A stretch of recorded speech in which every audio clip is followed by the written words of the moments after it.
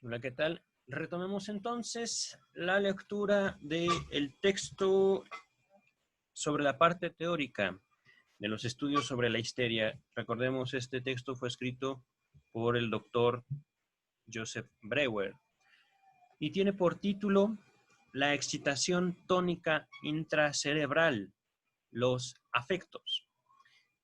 Quiero avisarles que esta parte, este capítulo 2, está dividido en al menos 3 partes. Simplemente tiene esta primera por título inciso A.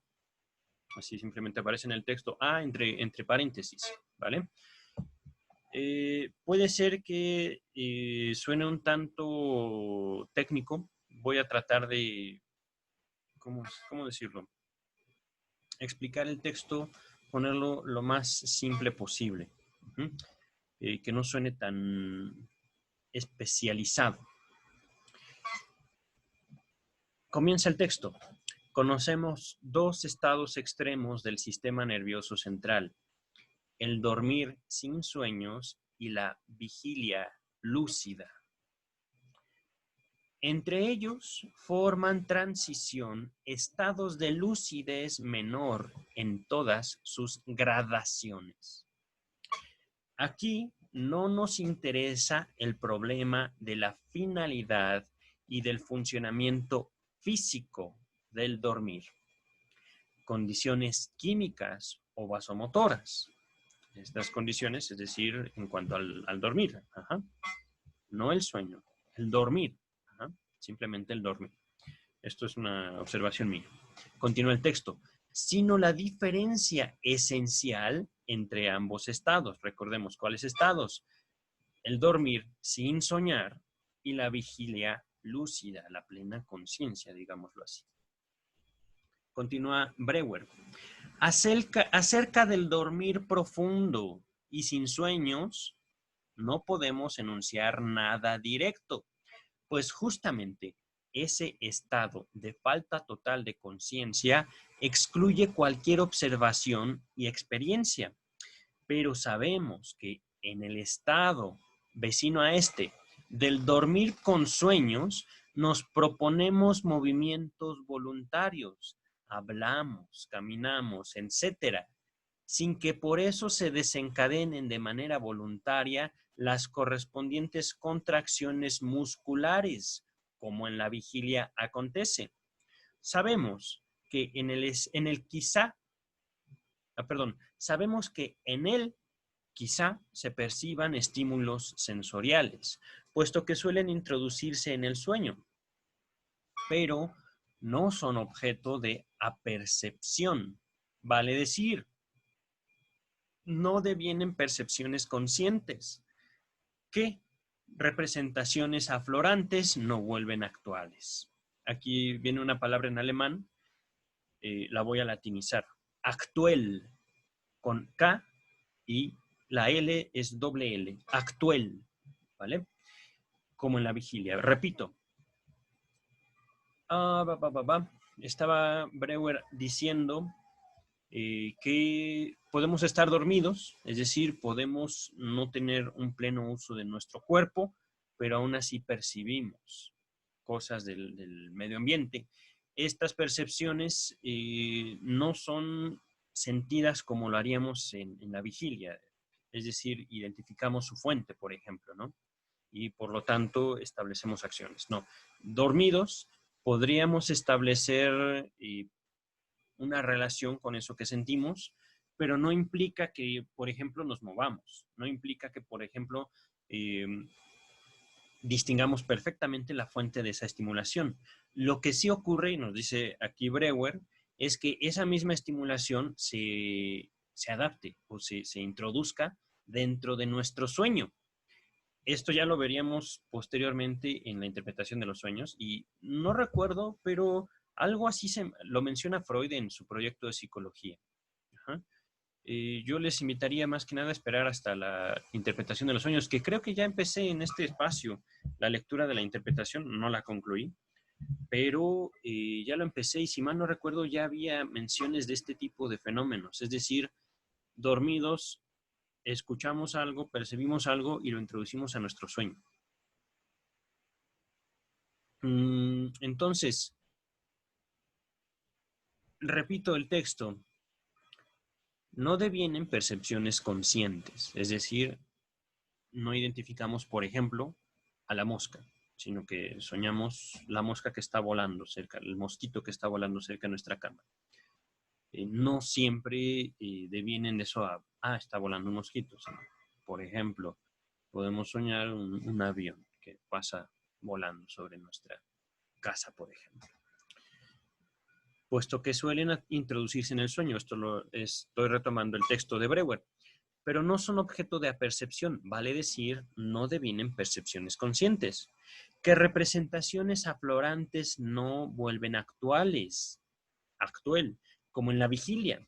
Todas las representaciones, con ellas entramadas, presentes en la conciencia potencial, sino que grandes masas de estas permanecen inexcitadas. Por ejemplo, cuando hablamos con un difunto sin acordarnos que ha muerto.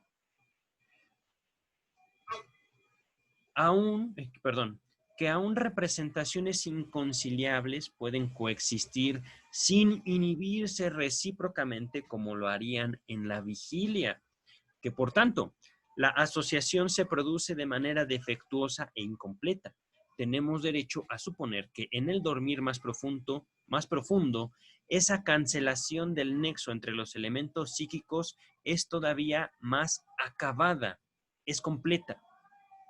Esto está interesante y voy a volverlo a repetir. Tenemos derecho a suponer que en el dormir más profundo, esa cancelación del nexo entre los elementos psíquicos es todavía más acabada. Esa cancelación del nexo entre los elementos psíquicos es todavía más acabada, más completa. Aquí estoy tratando de remitirme a los historiales clínicos.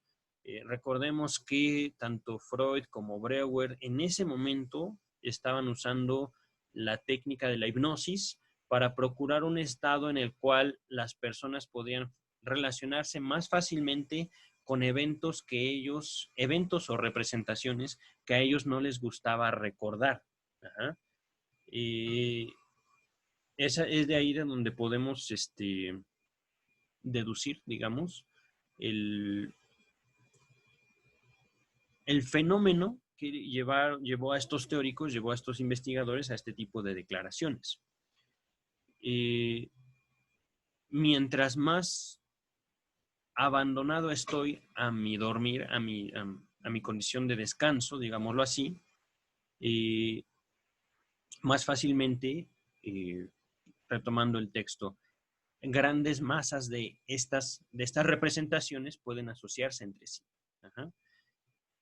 En otras palabras, mi pensamiento de vigilia suele apartarse de ciertas asociaciones de vivencias, de representaciones. Ajá.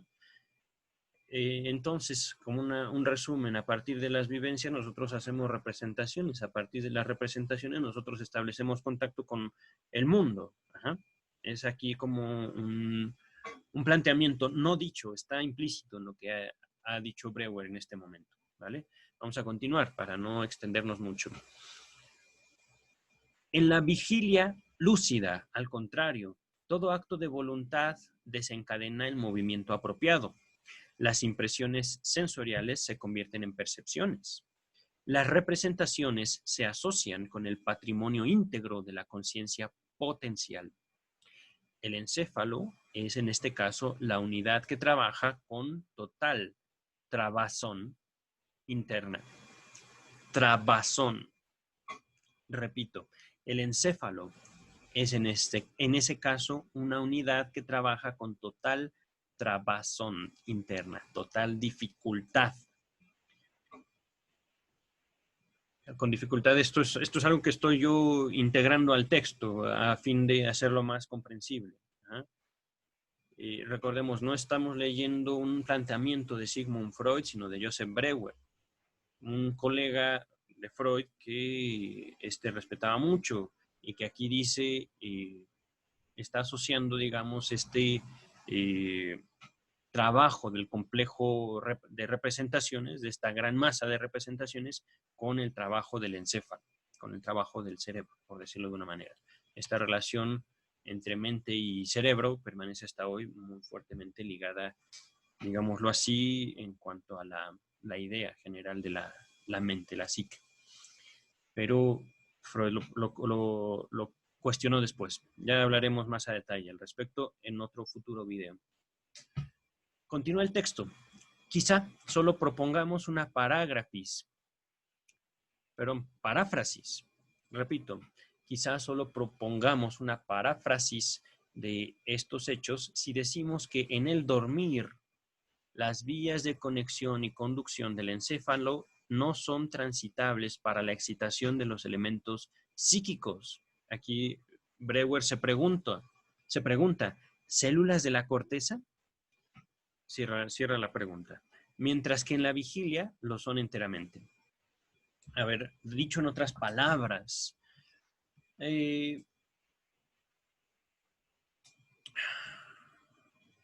cuando estamos dormidos, ¿pensamos más fácilmente?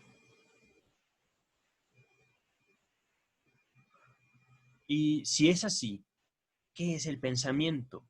¿En dónde se tramita? Y esto es una pregunta que se está haciendo Breuer. Ajá. Y si esto fuera así, si pensáramos más fácilmente o más difícilmente mientras estamos dormidos, ¿por qué no lo hacemos cuando estamos despiertos? ¿Vale? Esta es otra forma de plantear lo que Breuer ha expuesto en solo este párrafo. Continúa el texto. La existencia de estos dos diferentes estados de las vías conductoras se vuelve comprensible solo mediante el supuesto de que durante la vigilia ellas se encuentran con excitación tónica. Aquí viene una cita, digamos, del ambiente científico de esta época, era 1890 y algo. Ajá. Tétanus intercelular de Exner.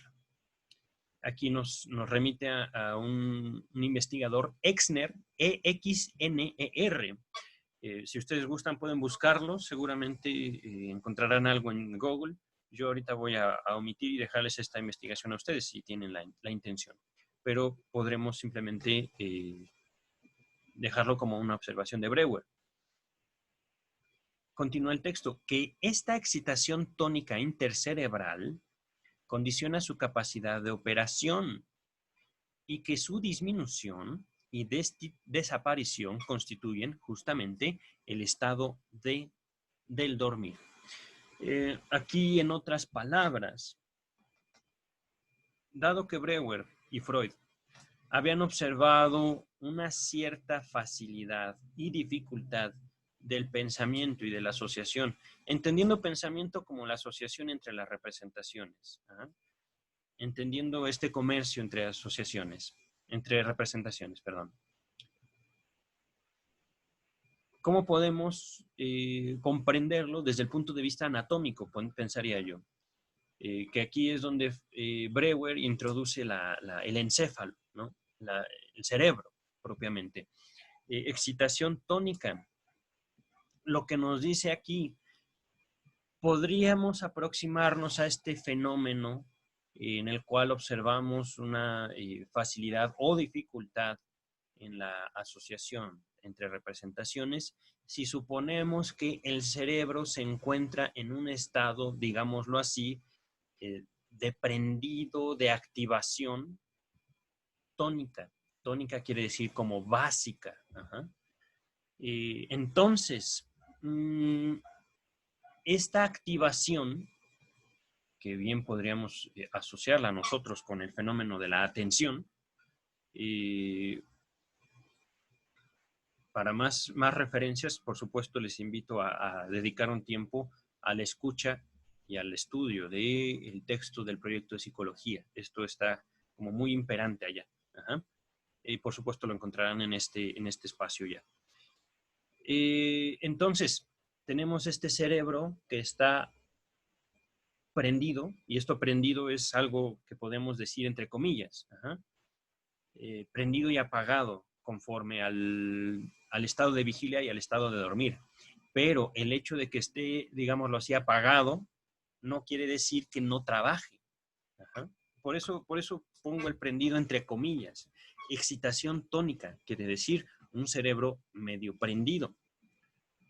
¿Por qué medio? Porque si quisiéramos compararlo con el cerebro dormido y decir que el cerebro dormido está apagado, no sería una asociación del todo correcta. Ajá. El cerebro dormido, digámoslo así, este encéfalo en excitación no tónica, sigue trabajando, sigue asociando. Es decir, en otras palabras, pensamos más fácilmente mientras estamos dormidos. Uh-huh. Continúa Breuer. No deberíamos representarnos una vía conductora cerebral como un hilo telefónico que solo recibe excitación eléctrica cuando debe funcionar. En nuestro caso, cuando debe transmitir un signo, sino como uno de aquellos conductores telefónicos por los que fluye de manera constante una corriente galvánica y que se vuelven excitables cuando ésta cesa. Perdón, creo que me he equivocado. Y que se vuelven inexcitables cuando ésta cesa. Cuando ésta se refiere a la corriente galvánica. O quizá mejor, pensemos en un dispositivo eléctrico muy ramificado y destinado a iluminar y proveer de fuerza motriz. Se le requiere que cada lámpara y cada motor puedan ponerse en funcionamiento mediante simple contacto. Para posibilitarlo, para que toda la red conductora mantenga un aporte de trabajo aún durante la quiescencia funcional, esto es muy bellamente dicho, debe existir una determinada tensión y a ese efecto la dínamo debe gastar un determinado volumen de energía. De igual manera, existe una cierta medida de excitación en las vías conductoras del encéfalo quiescente, vigil, pero aprontado para el trabajo. Quiescente es una forma muy bella de transmitir un estado de, digámoslo, energía potencial. Es lo que les comentaba con este ejemplo del cerebro, entre comillas, dormido, cuando estamos dormidos pero no soñamos. Ajá. De acuerdo a la misma, la misma hipótesis de Breuer. Ahora, aquí hay una observación. Esta no sé si está hecha por Breuer o por Freud. Está hecha simplemente a nota de pie de página, es la nota número 6, al respecto del encéfalo quiescente, vigil pero aprontado para el trabajo. Quiescente, potencial, digámoslo así. Dice, permítaseme indicar aquí brevemente la representación que está en la base del desarrollo que se expone en el texto. Solemos imaginar las células nerviosas sensibles y sensorias como un aparato pasivo de recepción, pero ello es erróneo. En efecto, ya la existencia del sistema de fibras de asociación prueba que también desde esas células fluye excitación a las fibras nerviosas. Dentro de una fibra nerviosa que conecte, está en latín, voy a decirlo en español, por continuidad o por contigüidad, es decir, directo o al lado, a dos células nerviosas, es preciso que exista un estado de tensión si de ambas células afluye excitación hacia esa fibra. En otras palabras, a ver, para ponerlo más sencillo, no podemos decir que el sistema nervioso, y aquí estoy hablando no solo del encéfalo, no solo del cerebro, todo el sistema nervioso, hasta las células nerviosas que tenemos en la punta de nuestros dedos, que nos permiten sentir, por ejemplo. No podemos decir que todo el sistema nervioso sea un sistema eminentemente pasivo.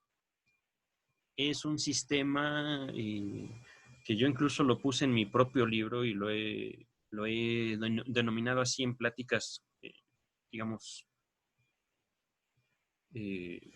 casuales, como un sistema, ahorita me viene a la mente la palabra autosustentable, pero no es la palabra que yo quería usar. es un sistema autorregulado. Ajá. No es pasivo el sistema nervioso, que ya en una, ¿cómo decirlo? En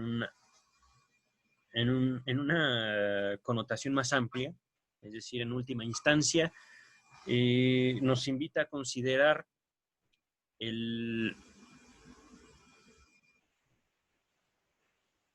las manifestaciones últimas del mecanismo adaptativo de cada individuo, pero esto ya es algo muy complejo. Vamos a continuar ahorita con la lectura. Por supuesto, si tienen alguna duda, plantéenla en los comentarios y yo les responderé, ¿vale?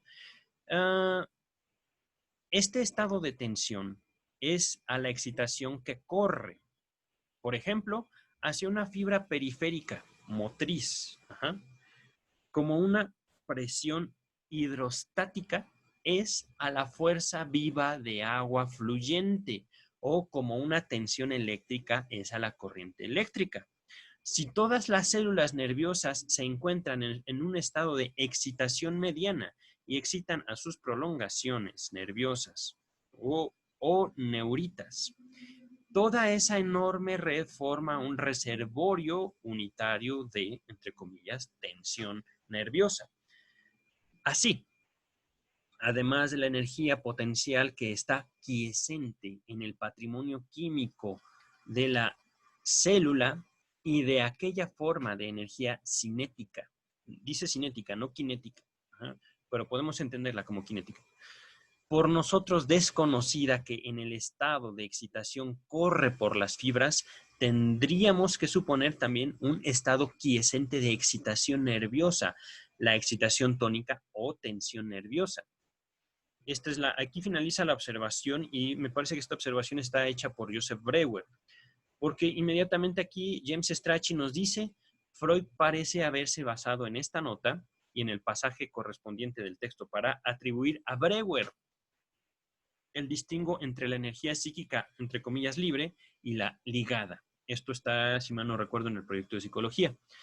Y el concomitante distingo, es decir, la separación natural, entre los sistemas primario y secundario de operación anímica. Aquí vienen, James Strachey nos cita una serie de textos de Freud. Yo simplemente los voy a leer, ¿vale? No les voy a decir ya la página y el volumen. Lo inconsciente, más allá del principio del placer. En este último texto, dice James Strachey, declara definitivamente que estas ideas derivan de la contribución de Breuer a estudios sobre la histeria, aunque sin dar referencias más precisas. Freud ya había hecho suya la idea en el capítulo 7 de la interpretación de los sueños, pero discutió la cuestión más ampliamente en el proyecto de psicología.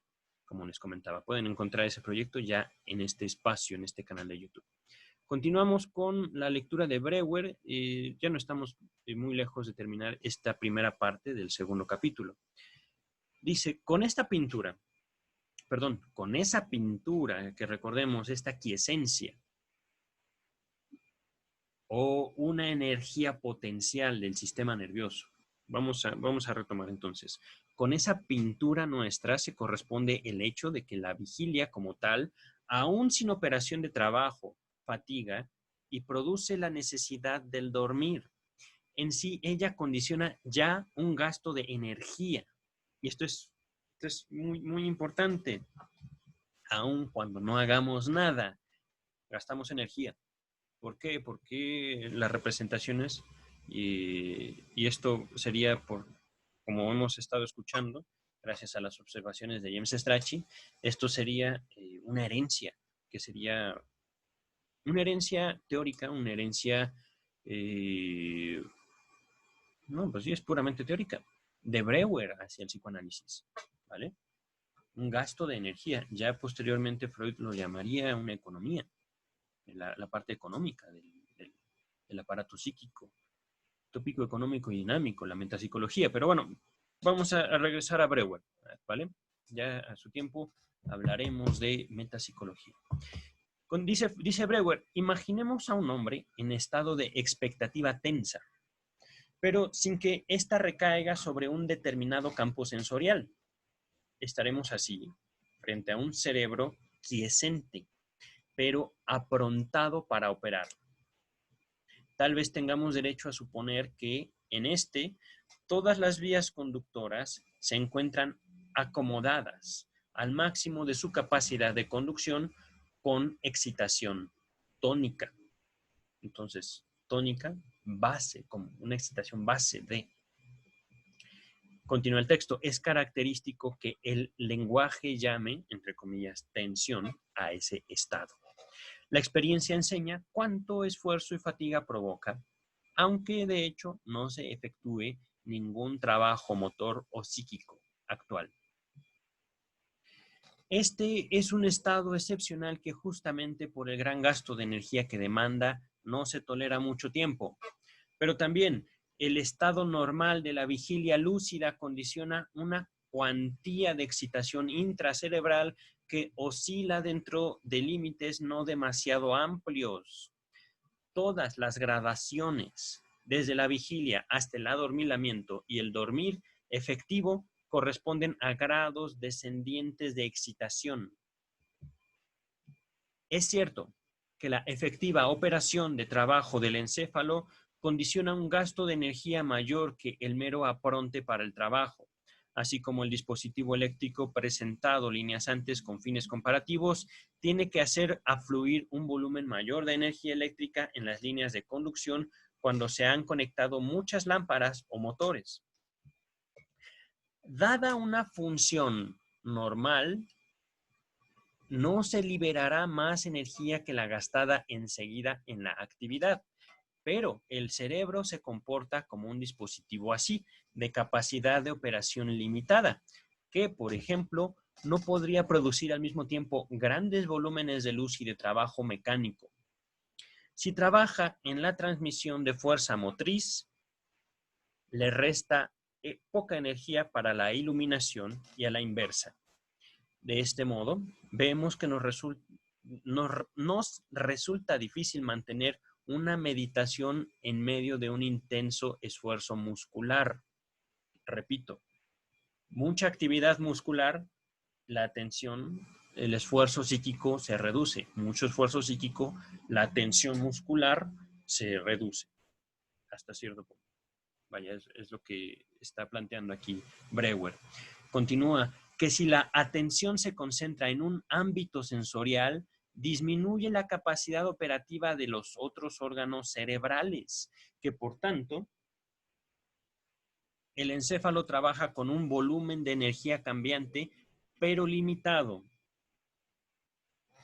La desigual distribución de la energía acaso esté condicionada por la facilitación atencional. Esto está entre comillas, y aquí nos refiere a Exner.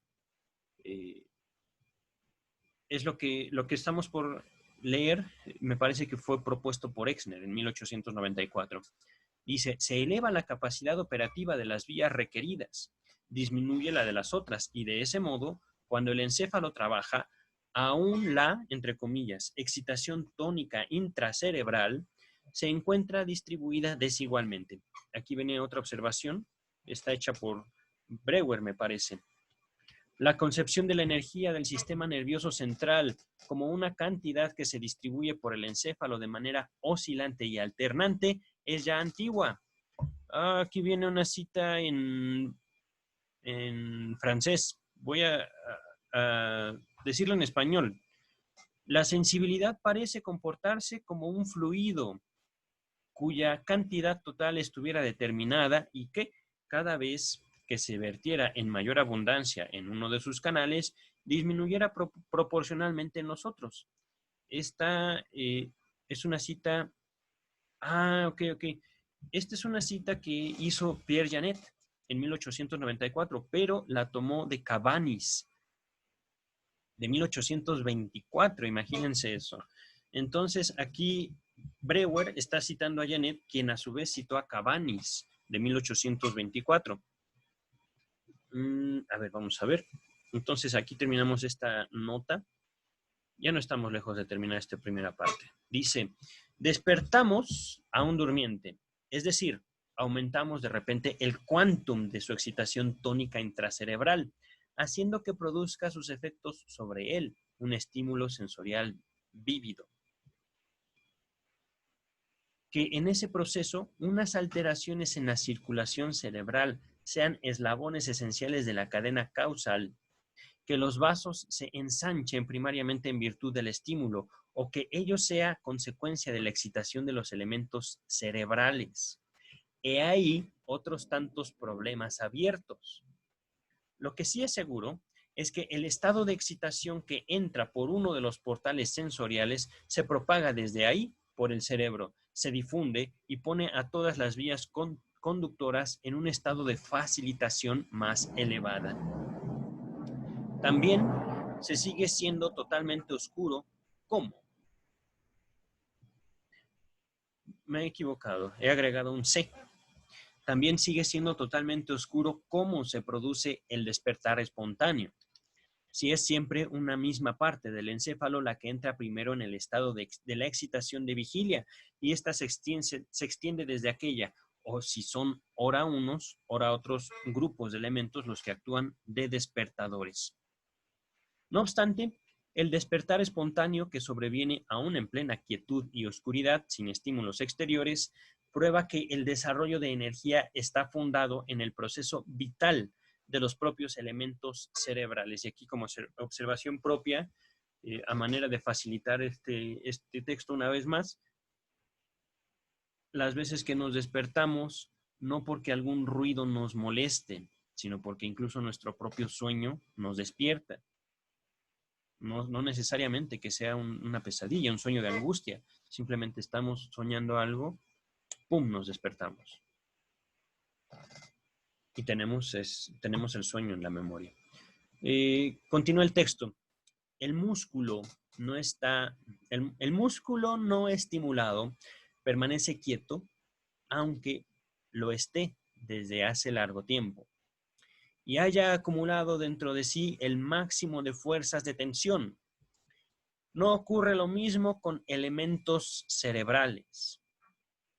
Aquí con elementos cerebrales me da la impresión de que Breuer se refiere a las representaciones. Parece que tenemos derecho, dice el texto, a suponer que en el dormir ellos reconstituyen su integridad y reúnen fuerzas de tensión. Una vez que ello ha acontecido en un cierto grado, cuando por así decir se ha alcanzado cierto nivel, el sobrante se drena por las vías conductoras, las facilita y produce la excitación intracerebral de la vigilia. Es instructivo observar este mismo proceso, repito, es instructivo observar este mismo proceso en la vigilia. Cuando el encéfalo despierto permanece largo tiempo en reposo, sin que una función suya mude fuerza de tensión en energía viva, sobrevienen la necesidad y el esfuerzo de quehacer. Repito, de quehacer, de hacer algo. Una prolongada quiescencia motriz, digámoslo, potencial motriz, reserva motriz de energía, crea la necesidad de movimiento, el pasearse las fieras en la jaula sin finalidad alguna. Ahorita, 2020, encerradas las jaulas en las fieras, andamos así en nuestras casas, ¿no? Y un sentimiento penoso cuando esa necesidad no puede ser satisfecha. La falta de estímulos sensoriales, las tinieblas, un silencio total, se vuelven penosos. Reposo intelectual, falta de percepciones, de representaciones, de capacidad de asociación, producen el martirio del aburrimiento. Estos sentimientos de displacer corresponden a una, entre comillas, agitación, en alemán, Aufregung, un incremento de la excitación intracerebral normal. Por tanto, los elementos cerebrales completamente reconstituidos liberan, aún en estado quiescente, cierto grado de energía que, si no se la emplea funcionalmente, incrementa la excitación intracerebral. Esto produce un sentimiento de displacer, el cual se genera siempre que una necesidad del organismo no encuentra satisfacción, puesto que el que aquí consideramos desaparece cuando se emplea funcionalmente el quantum de excitación sobrante liberado. Inferimos que esta remoción del sobrante de excitación es una necesidad del organismo. Y aquí nos topamos por primera vez con el hecho de que en el organismo existe la, entre comillas, tendencia a mantener constante la excitación intracerebral. Aquí, entre paréntesis, aparece el nombre Freud. Y está ligado inmediatamente la nota 8 a pie de página, que está hecha por James Strach y dice, esta fue al parecer la primera enunciación explícita que hizo Freud del principio de constancia. Ya esbozado en la carta a Breuer del 29 de junio de 1892. En otro bosquejo póstumo de ese mismo año, desarrolló esta hipótesis en el proyecto de psicología, esto lo encontrarán ya en este espacio, con el nombre de principio de inercia neuronal. En lo esencial, empero, ya la había formulado en la conferencia pronunciada más o menos por la misma época en que se publicó la comunicación preliminar. Esta conferencia no la hemos abordado en este espacio, pero la podrán encontrar ustedes, la transcripción de esa conferencia, en el volumen 3 de la edición Amor Rotu, página 37 y siguientes. Se hallarán más consideraciones sobre esto en mi introducción. Debe ser la introducción a esta comunicación preliminar o esta conferencia. No, sí es la conferencia. Vaya, en todo caso, esta aproximación de Breuer nos da como mayor luz sobre los fenómenos expuestos por Freud en el proyecto de psicología. El proyecto yo recuerdo haberlo abordado con cierto miedo. Es un texto fascinante, pero difícil. También traté de hacerlo lo más fácil posible para los escuchas.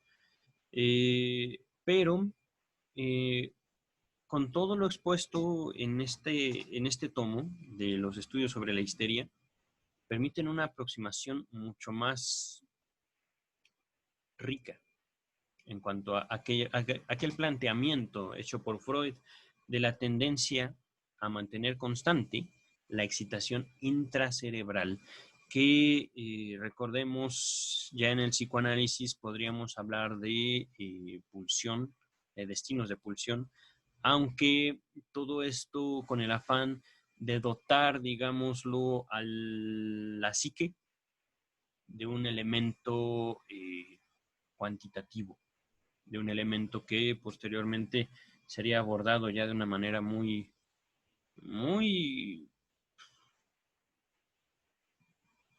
disparatada por Wilhelm Reich, o Reich, no sé cómo se pronuncia, Reich. Bueno, ya dejaremos esta discusión para otro momento. Vamos a terminar este primer apartado del segundo capítulo. Un sobrante de ella, de esta energía, de esta excitación intracerebral, un sobrante de ella sobrecarga e importuna y genera la pulsión a gastarlo, es decir, a gastar esta excitación.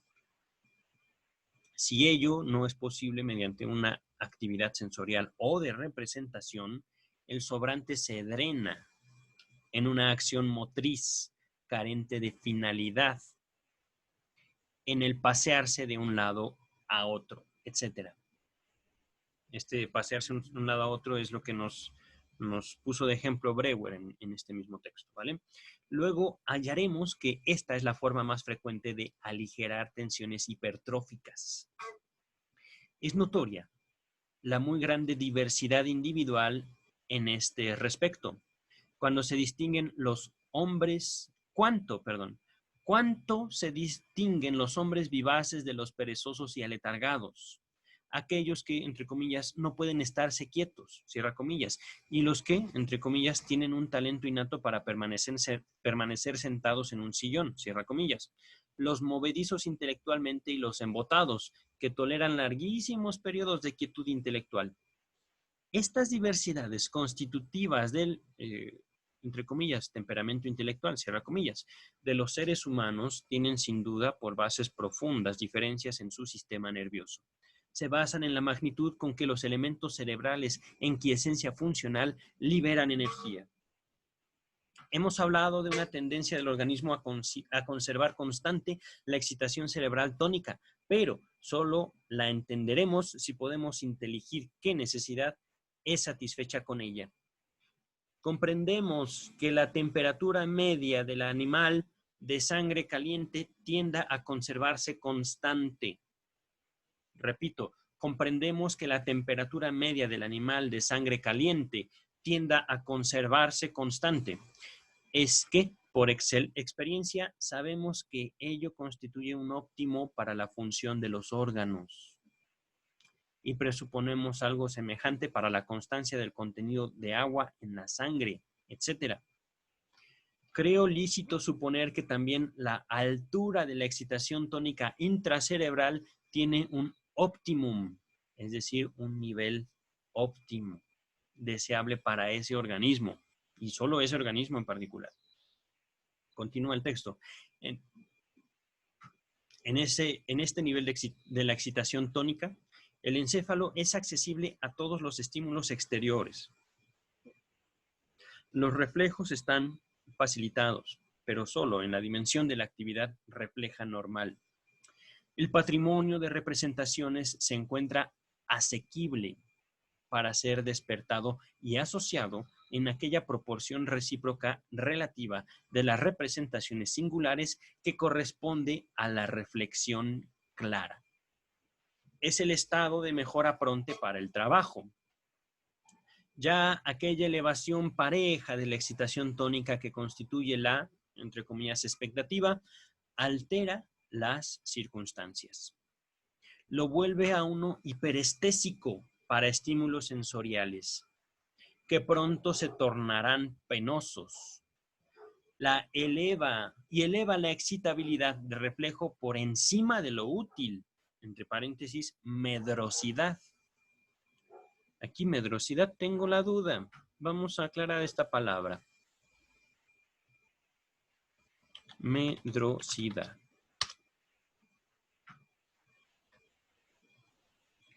Temeroso. Oh. Temeroso, pusilánime, asustadizo. Ok.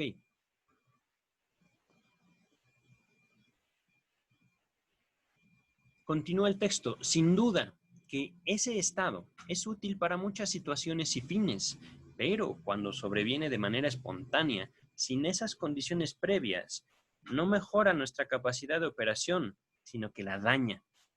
En la vida ordinaria lo designamos entre comillas, estar nervioso. Pero en la mayor parte de las formas de acrecentamiento de excitación se trata de una hiperexcitación despareja. Repito, hiperexcitación despareja. Así está escrito, despareja, no dispareja. Directamente perjudicial para la capacidad de operación. Lo llamamos, entre comillas, desequilibrio emocional en alemán, Aufregung. Lo estoy latinizando, no sé pronunciar el alemán.